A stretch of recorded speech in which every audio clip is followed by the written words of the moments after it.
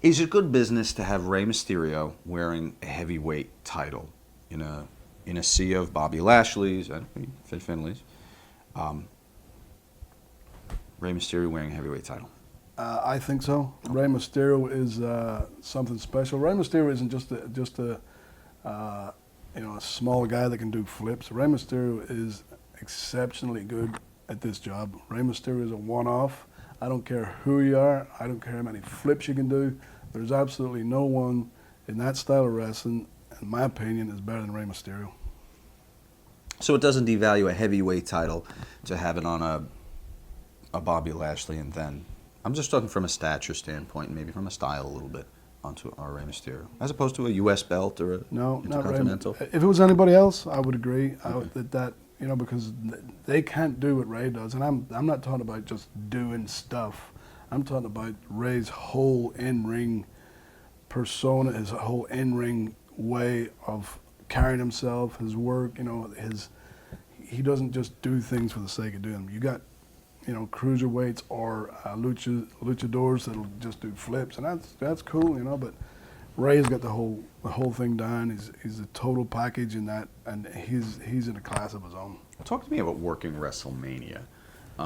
The week before WrestleMania, that whole ramp up and all the events and the fan things. It's a pretty grueling and demanding. Yeah, it is. The guys, and the talent, they don't get any sleep. They're doing, appearances. They're doing signings. They're doing the access. They're running from here to there, and it's just total non-stop the whole week. It's go, go, go, and that's a good thing too, because it's, it is a full week now that you get all that access stuff, and you get, fans coming from all over the world, but it's grueling. Yeah, they're pushed hard the whole week. Did it have a special significance for you being a part of a WrestleMania? Of course, it's the biggest thing in wrestling, when I'm on my first one, which is, I think it was 17 going, and I think it was at Toronto, coming from, my dad was promoting, and, I actually was stood with Vince, and I'm stood in, I think it was American Airlines Arena, looking up at all these lights and going, shh. And my dad had one 1,000 watt bulb above the ring, I'm going like, and now I'm looking at all this. I'm going, gee, where are we? What of a journey have come through? Like one bulb to all. There's thousands of bulbs, and it was just like, wow, realization going like, where is this? What did your father think of the WrestleManias, the spectacle? He thought it was great. He was going like, he was going like, I can't believe where it's come. He was the same thing, going like, coming from this here with wrestling in Ireland, going, you get like 2 or 3 or 4, maybe the most 500 people you wrestle in front of all these small buildings, and going to like thousands and thousands of people, going, and obviously he's going like, and I'm happy you're there, I'm happy you made the journey and got, to earn money and be in this big time thing rather than just, earn a couple of bucks here and there.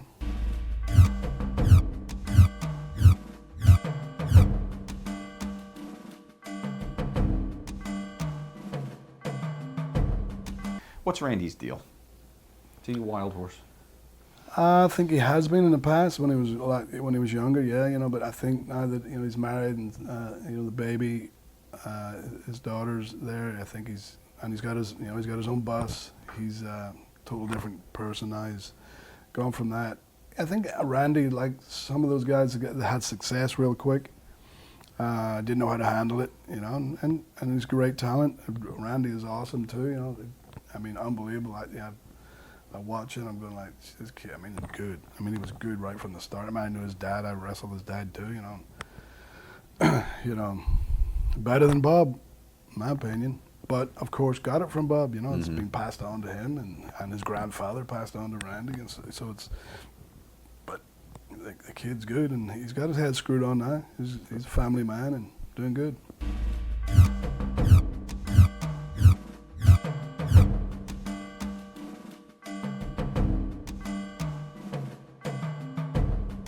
Goodness gracious me.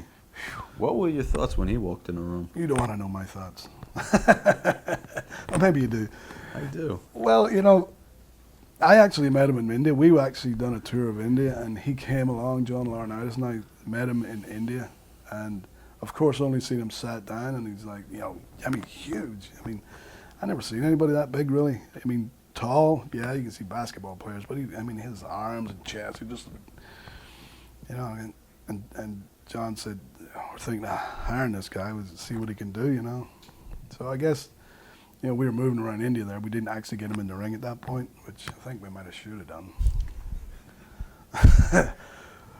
But then when we see, when eventually I think he done a couple of movies, and then he moved to California, I guess, and he's a spectacle. Yeah, you almost have to, if you're head of a wrestling federation, don't you almost have to hire that 1 in a million physical specimen? Absolutely. Even if his work is limited. Yeah. Well, absolutely. Not everybody that has been main event has been great workers. I've heard this. Yeah, I bet. But it all boils back down to the carny days, the circus. You have to have the little ones, the tall ones, the bearded ones, the tattooed ones.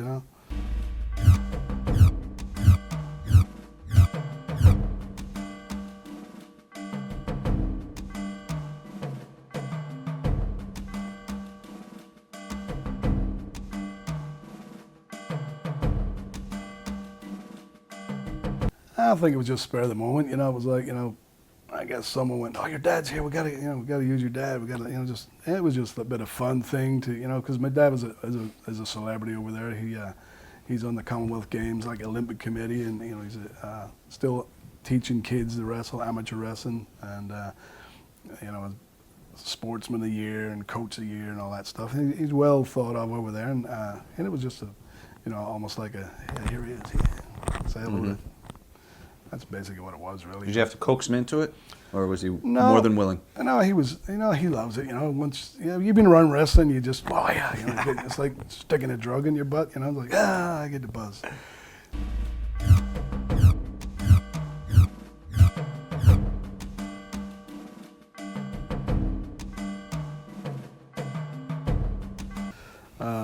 It was probably Steamboat myself broke it up. We just heard this commotion, and it didn't take a lot of breaking up, trust me. I think the story got out there that Booker beat Dave up, which is not true. Booker was the one with a swollen eye, and Booker didn't want to finish the fight. Dave's going, "We're going to sort this out right now," and Booker said, "No, I'm going to come to your house, in the dark," and all that stuff. It was like just emotions going back and forward. And Dave said, "No, we're going to finish it like man. We're going to finish it right here. So let's finish it." And of course, Booker didn't want him to do it. But in that fray, Charmel kicked Dave in the nuts. Which, much like the in-ring persona. Yeah, it was. It was like going to bat for a man. Yeah. And it was a scuffle. It wasn't that. There was a bit of blood here and there, and it wasn't. Nobody was pumping blood. There was a little busted lip or something, but I think Dave came out on top. What we heard was that it was actually Booker who had confronted him about Dave's disrespect for veterans. Is this true? No. Absolutely not. He might have been disrespecting Booker or something. I really don't know, but I know Dave Bautista quite well, and absolutely that is not Dave Bautista. He's a really respectful guy, and him and I get on a lot, and I never seen that at Dave Bautista at all.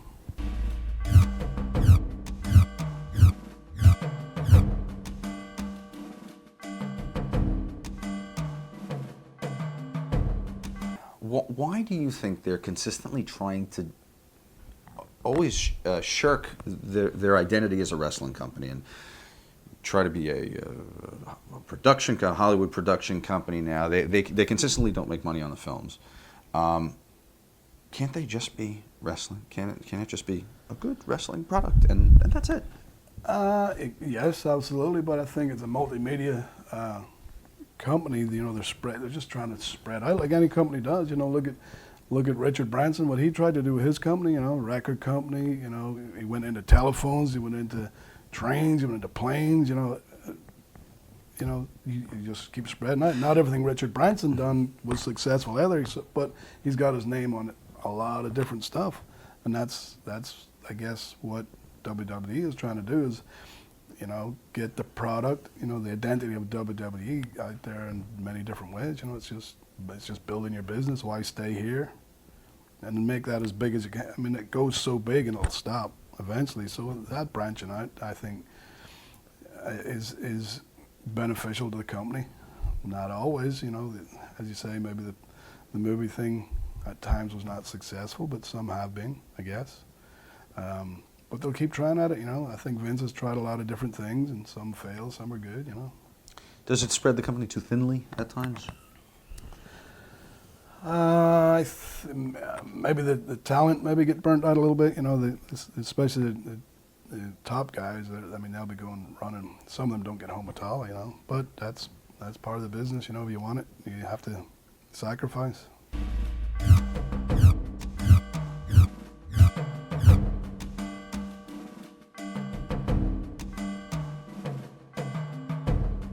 You know, I get asked this all the time. Who's the best guy you were in the ring with? Who's the toughest? You know, it's almost like asking a parent which is your favorite child. You know, but Chris was, I mean, awesome.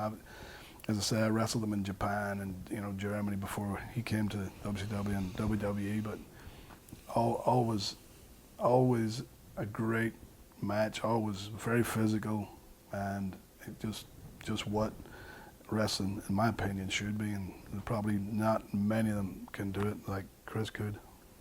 Did Chris erase a lot of that stuff by the end? Did he erase it? Can you watch one of his matches and not think of an 8-year-old in the crippler crossface as opposed to the wrestler in the ring? Yeah, you know, they live close to me, and you know, it was a horrible thing, you know. But you know, how do you get past that? You know, how do you get past it? You know, I don't really watch any of those matches, not on purpose. I don't go back and watch matches anyway. But you know, every now and then they pop up, and I mean, he was. You watch it and then you realize, God, this guy's not here, and the horrible things he did, you know. But as an in-ring performer, and I mean, Chris was a great guy, but who would have known that? That's, you know, still a mystery. I have no idea what happened there. And we never will.